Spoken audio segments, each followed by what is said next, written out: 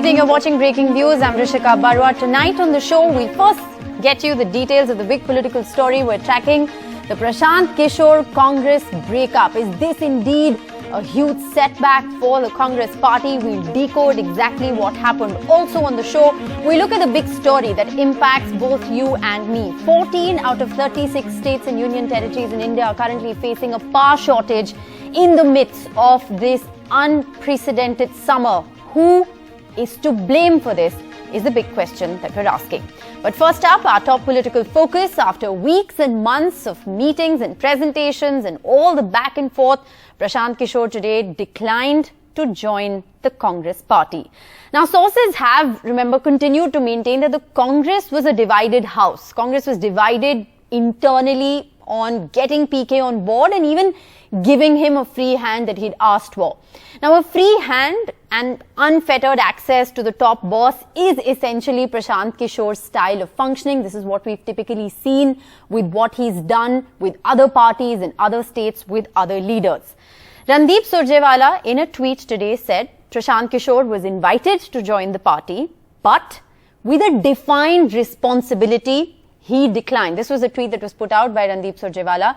Is it this defined responsibility that has actually led to the fallout is the big question. Prashant Kishor tweeted moments after to say that more than me, the party needs leadership and collective will to fix the deep-rooted structural problems. He also ended his tweet by talking about transformational reforms that the Congress party needs. The question we're asking, is this a setback for the Congress, or was this just something that was simply never meant to be? There was no meeting point between the way Prashant Kishor functions and the way the Congress party functions. Well, joining us, Sadaf Jafar, leader of the Congress party. Thanks very much for being with us. We also have PKNambiar, who's a political analyst, and his views lean towards the BJP.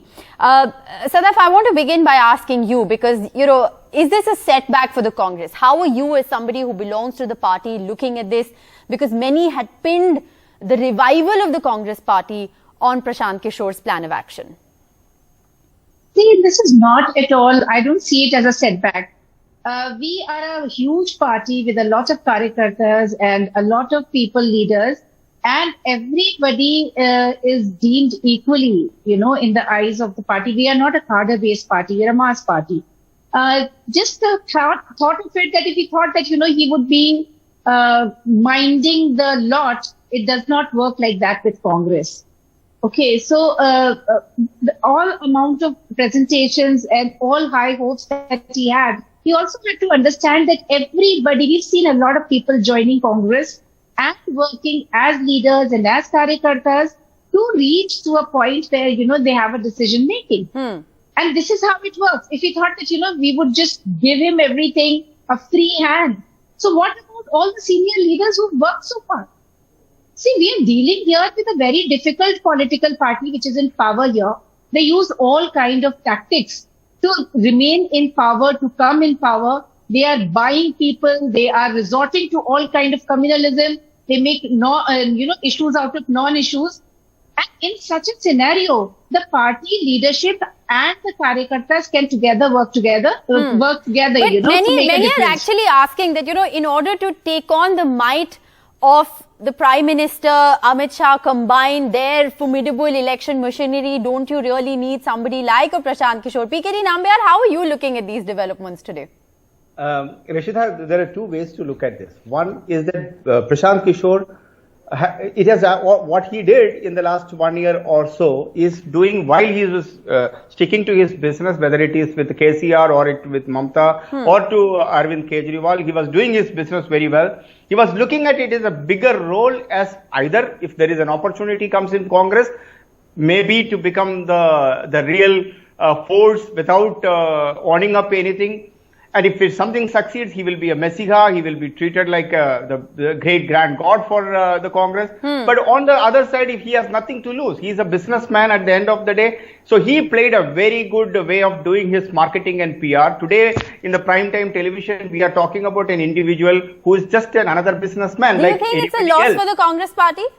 Not at all. See, I must tell you, I completely ideologically, and you know that every day we talk Congress about the Congress leadership and everything. But we need to understand, an individual can never be bigger than a political party. Okay. If you have to join a political party and if you want to make that political party a success, it cannot be just because of a strategist. It has to be with a huge amount of karyakartas, and Congress is also like a. As a BJP supporter, are you happy? Are you happy that this deal has fallen through?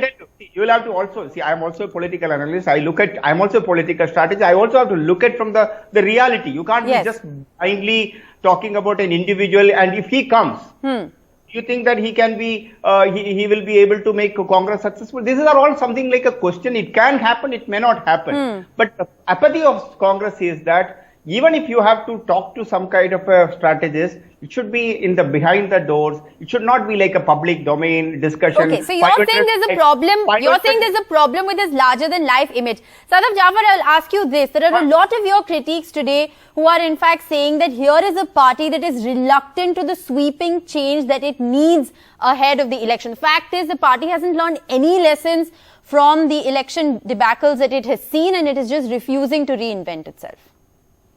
See, the thing is that you cannot hand over a party to a single person or a strategist. The party is made up of its people, its karyakartas, its leaders. That is how it works.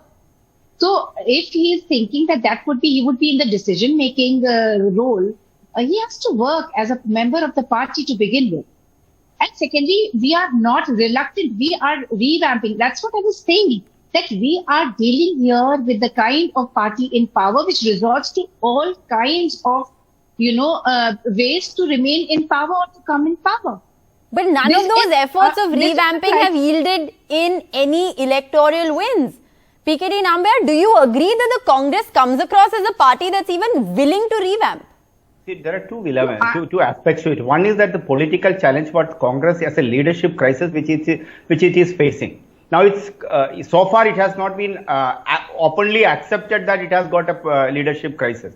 With this PK coming in, giving 500, 600 Sadaf Jafar, do you agree? You haven't even accepted the fact that you have a leadership crisis. Today it is accepted. It's out on the open that you are talking to a political strategist to come and save us. I am really surprised when you say that we have a political leadership crisis, because we have our leaders.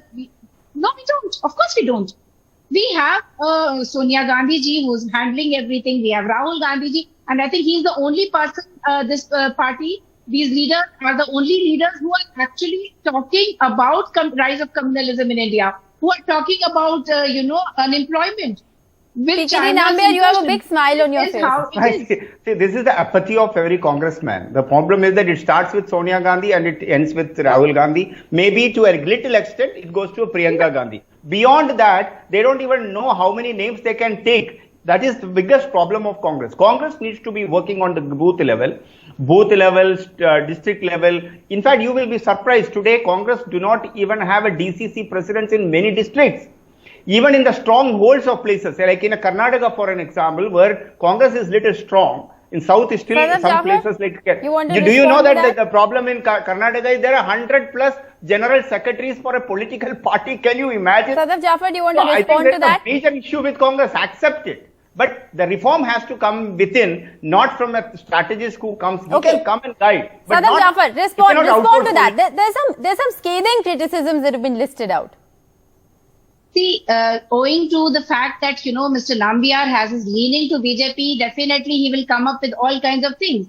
Karnataka is going to be a different story altogether, and we shall see. Okay. In the past, we have dealt with the kind of political, the elections in UP, for example, were absolutely bipolar. And hence, we could not yield. But that doesn't mean that we are not talking about it. We are having a Chintan Shivar in Udaipur. We are talking about things. We are coming up with new strategies. For that, we do not need a strategist. We need a party worker. Do you need a strategist or do you need a Chintan Shivar? I think this is the question that time will answer. Like I said, after so many deliberations, presentations and whatnot, this is a deal that has fallen through. There are many who believe it's a lost opportunity for the Congress. Many who also believe that this was never a match made in heaven. It would have been incredibly difficult for somebody like a Prashant Kishor to fit into the workings of the Congress. Thank you both very much for joining us. I'm afraid that's all the time we have on this story. We're going to shift our focus now to the other big story that we're tracking today, which is a story, like I said, that concerns you and me. And the question we're asking is, who is to blame for India facing this power crisis amid a scorching summer? What's happening right now is unprecedented in several states. As per the Power Ministry's own data, take a look at this. 14 out of 36 states and union territories are currently facing an acute power shortage. The number is also sharply up from what it was last year. Last year it was 6 states compared to 14 right now. Which are the worst hit states? Rajasthan, Uttar Pradesh, Haryana, Bihar and Jharkhand. These are the top 5 states that are the worst hit by the power crisis right now. The 14 states add to a national shortage of 82.04 million units yesterday, which is up over 10 times from the same day last year. So our power demand essentially in the last 1 year is up 10x. The power demand is also soaring because, as we can all see and feel around us, there is a heat wave across several states. Now, the power demand, like I said, is almost 20% higher total than what it was compared to last year. India is also, at this point, not being able to meet the rising power demand because of a limited coal stock. Now, as per the Central Electricity Authority, thermal power plants have just 1/3 of the stock they require. Now, who is to blame for this shortage? And what really is going on? Are we really at the brink of an extremely serious power situation in the country? Some places it's already extremely serious. Now, the coal minister, Prashant Joshi, interestingly has said on Twitter that India has a comfortable stock with coal companies, washeries, etc. And not only are we further increasing coal production, but we're also working closely with the railways and the power ministries for improving the coal situation. So this is the reassurance that has been put out by the government. But like I said on the show tonight, we look to answer the million-dollar question on who is to blame for the power cuts that you and I are facing in the scorching summer, and is it only going to get worse? So Priya Srinath of the Congress party is with us, DP Kaushik of the BJP is with us, we have Vibhuti Garg, energy economist with us on the broadcast, also Anil Razdan, former Secretary Power and Coal. Thank you all very much for being with us. I want to begin by asking our two political representatives on the panel, because like I said, I began with that question on who is to blame for what is happening. So Priya Srinath. So there are two questions that I want to put forward to the BJP. There are about 150 power plants which are facing acute coal shortage, and the Central Electricity Authority's own assessment says that 81 of them are facing acute, which are critical coal shortages, and which is why there is, and some of them are at coal pits, some of them are not. But this is the situation across states and some of those states that you have named. I think the simple question that one wants to turn around and ask is that what is the priority? And we're not playing a political blame game here, but what is the priority? There was so much written and said about, coal supply and how we are out of the shambles of coal supply. The Prime Minister himself talking about it. Where have we got to? Today we are facing power outages because we did not pay enough attention to stocking up coal. There is coal shortage at the pits and otherwise, and which is why the question that I think most citizens would want to ask is that why, instead of looking at issues of governance which really do impact everyday lives of people like you, me, and everybody else watching this show, does the government get so engrossed and embroiled in useless controversies? Was this priority number one for India's power minister? Absolutely not. His priority number one was to tweet unnecessary, objectionable things that he tweeted. Okay. His priority number one was to polarize. I think DP governance Kaushik, has to be at the center. You want to respond to of that? anybody's Supriya plans. Srinath has questioned the priorities of the government. How have we reached a situation where it's so bad? Because coal shortage is a reality. And why is it in short supply? Rishika, देखिए एक चीज तो मैं आपको बताऊंगा कि पहले last time से अब की बार थोड़ा सा गर्मी जैसे कहते हैं, पहले 10 दिन 15 दिन में पहले आने की वजह से एक तो ये सिस्टम है कि दूसरा कोल की वजह से भी थोड़ी परेशानी आ रही है। बट माननीय प्रधानमंत्री जी और हमारे यहाँ पे हरियाणा भी एक क्वेश्चन उठा था 2 दिन पहले, हम लोग डिबेट में थे, तो हम लोगों ने ये कहा कि माननीय मुख्यमंत्री ने भी कहा कि हम किसी भी तरह अपने प्रदेश में बिजली की शॉर्टेज नहीं होने देंगे, चाहे हमें कोयला कितने भी हाई रेट में परचेज करना पड़े। और यही पूरा प्रदेश देश का मामला भी यही है। शॉर्टेज तो हो रही है ना कौशिक साहब, शॉर्टेज तो हो रही है, वो तो आपको भी दिख रहा है, मुझे भी दिख रहा है, वो दिख रहा है, इसमें कोई दो राय नहीं। बट सरकार ऐसा नहीं खाली भी नहीं बैठी। ऋषिका, ये देखिए कि सरकार का हम लोगों का जमाने प्रधानमंत्री जी की पूरी सोच ये है कि किसी भी तरह बिजली का कट जो पहले अभी जो हम देखने को फेस करने को मिल रहा है, शायद वो ना मिले आने वाले टाइम में, तो इसकी पूरी सरकार कोशिश कर रही है।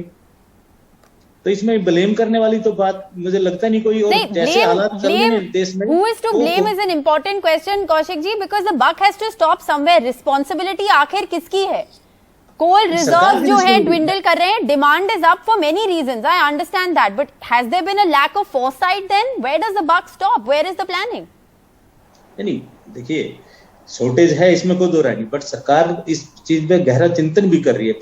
माननीय प्रधानमंत्री जी हैं, चाहे हमारे और मिनिस्टर हैं, सब ने ये कहा है कि हम लोग इस चीज को बिल्कुल शॉर्ट आउट करेंगे, और जितने भी जो ऑयल की जो डिमांड है वो उसको भी हम जैसे कितनी भी हाई परचेज करना पड़े, पर लोगों को बिजली की किल्लत से हम दूर रखेंगे। आप कह रहे हैं आप लोगों को दूर रखेंगे, लेकिन ट्रूथ है कि ये क्राइसिस तो ऑलरेडी हो रही है। हम कोई एंटिसिपेट करके इसकी बात नहीं कर रहे हैं, हम इस क्राइसिस के बीच में हैं अभी।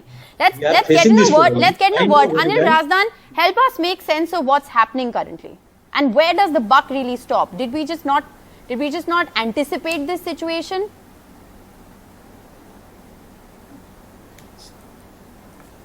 You see, the present situation is a result of a complexity of issues. First of all, we are going through a very, very strong early heat wave. Number two, we have just emerged post-COVID. Last year and year before were not normal years. Activity was slow. Number three, there are some power plants in the country which are based on imported coal. The prices of imported coal have shot up, so have gas prices shot up. On the other hand, the consumer doesn't want electricity prices to go up. We have to, I think, rethink on what are long-term solutions. Right. In my view. Right. One is, yes, we extract as much coal as we want to.